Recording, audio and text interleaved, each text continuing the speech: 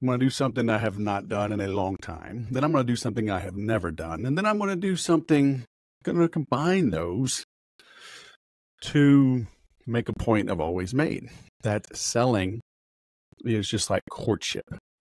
Now, to make that point, I'm going to tie a couple of things together. Number one, something I rarely do, is acknowledge one of my secrets, one of my secret mentors, a guy by the name of Roy Williams. He's written a lot of books. He's known as the Wizard of Ads down in South Austin near Buda. A bunch of best-selling books, Magical Worlds of the Wizard of Ads, the Wizard of Ads. Well, so that one, Tools and Techniques for Profitable Persuasion, the Wizard of Ads, Turning Words into Magic and Dreamers into Millionaires, and Secret Formulas of the Wizard of Ads. So I bring this up because, so in this one, the Magical Worlds, this was written in 99. Let me see, 2001. So 98, 2000, 98, 99, and I think 2001. So Roy's a smart dude, and he does his research. And you hear the talk about body language and how, most communication is nonverbal, and it's crap. Just like most things that we think we know, it's crap. You got to dig in, right? So on page 58 of his book, it is the 23rd lesson, and I'm just going to read it. It's only a page, barely a page. And then I'm going to tie it to the movie Hitch. And then I'm going to tie that into the lessons I am teaching to a young man that came to me, the son of a friend of mine, a long-term client, helping him with sales.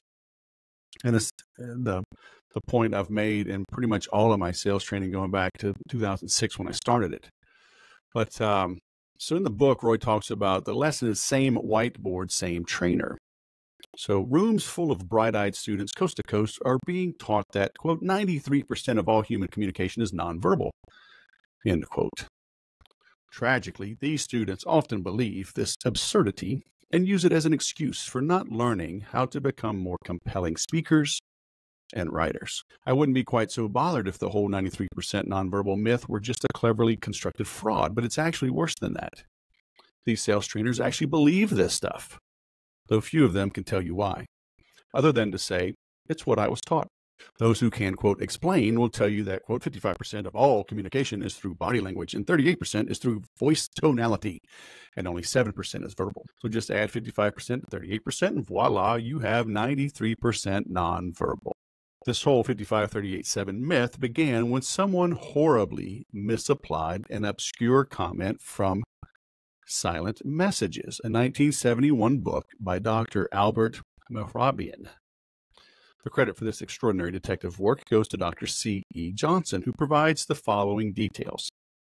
From Chapter 3 of Silent Messages, we find that the number 73855, expressed as percentages, have to do only with what Dr. Mehrabian calls the resolution of inconsistent messages. He also states that there are very few things that can be communicated non-verbally. When I spoke with him by phone in March 1994, he stated that his findings and inferences were not meant to be applied to normal communications. They were of very limited application. Following his conversation with Dr. Mehrabian, Dr. Johnson wrote, "Some people have made some rather sweeping and inaccurate generalizations.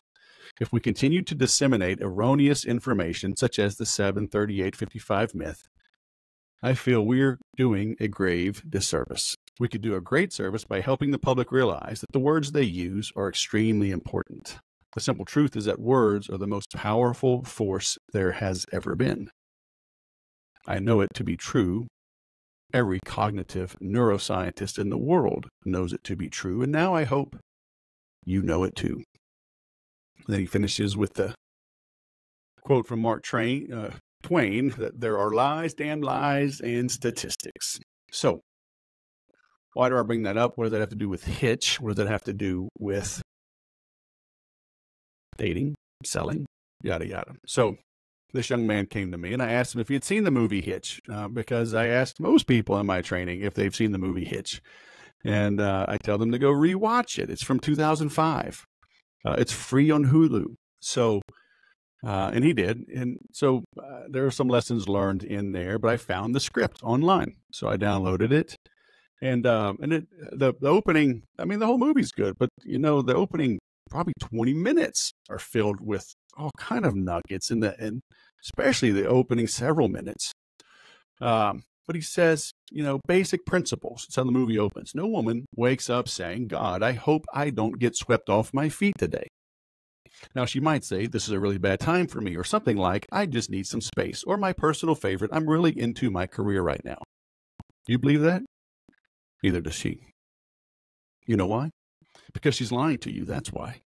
You understand me? Lying. It's not a bad time for her. She doesn't need any space. She may be into her career. But what she's really saying is, get away from me now. Or possibly try harder, stupid. Well, which one is it? And then the download doesn't have the percentages. But he talks about a certain percent of all human communication is nonverbal body language, a certain percentage of your tone. So that means that X% of what you're saying ain't coming out of your mouth. So that's what triggered this in my mind, is that he had the statistics wrong, because everybody does. So, and he's like, of course she'll lie to you. She's a nice person. She doesn't want to hurt your feelings. What else is she going to say? She doesn't even know you yet. Luckily, the fact is that just like the rest of us, even a beautiful woman doesn't know what she wants until she sees it. And that's where I come in. My job is to open her eyes. So, and they've got scenes that are overlapping. He helps a guy meet a woman with a dachshund, little dog, and there's several scenes. So it's good. But look, let's go back to this, right? Let's say no prospect, no executive, no decision maker wakes up and says, man, I hope I get a sales call today. Now that executive might say, this is a really bad time for me. Or something like, I just need some space, right? I mean, I got a guy messaging me now, nice guy. I get pitched all the time. And I'm like, dude, I literally just can't right now. I got so many pitches, so many offers, so many things to consider. Try harder, stupid, right? Like he says, my personal favorite. I'm really just into my career right now. I'm really into this project right now. That's what I'm telling this guy. I'm really into something else right at this moment. Now, he may have the best offer since sliced bread. He may be able to quadruple 10x my pipeline. Don't get me started on the 10x bullshit. But they got to do better, right? Like I says, do you believe that? Neither does he. Maybe I don't believe that. Obviously, if there's a great offer, and you prove it, get me to notice it, prove it, I'll shift gears, right? So do you believe that? Neither does he. You know why? Because he's lying to you. That's why. Now, am I lying to these guys? No. I mean, I'm just busy. Now, maybe I'm busy on the wrong things. You as a salesperson have to get the attention of your prospects, wake them up, and get them to take notice of what you're offering, why it is in their best interest to give some time to you.